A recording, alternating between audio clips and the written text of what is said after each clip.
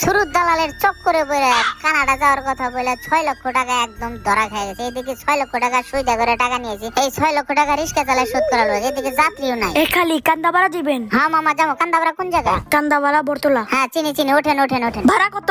দিয়েন মামা, 60 টাকা দিয়েন। আচ্ছা চলেন। ওঠেন ওঠেন। ইনাতুর দিয়ে ঘুরে যাবো মামা। বাজার খুব খারাপ, কি যে একটা অবস্থা। আন্দোলনের কারণে বাজার একবারে মান্দা। যাই হোক মামা, আপনি রিস্কা তুলছেন, এই দাঁড়া, বুকের উপর দিয়ে তুলে দিস না। যাই হোক গাড়িটা টান দিয়ে আস্তে ধীরে টান দিয়ে। গাড়িতে একটু তেল দেওয়া লাগবে তো। যাই হোক উঠা পড়ি।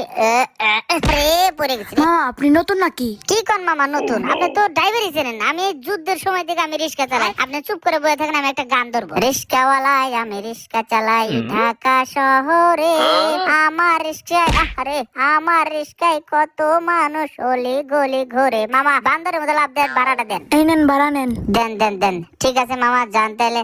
যাক রিস্কাটা নিয়ে কলা গাছে বাজারে যা বসে একটা বিড়ি খায় 10 মিনিট রেস্ট।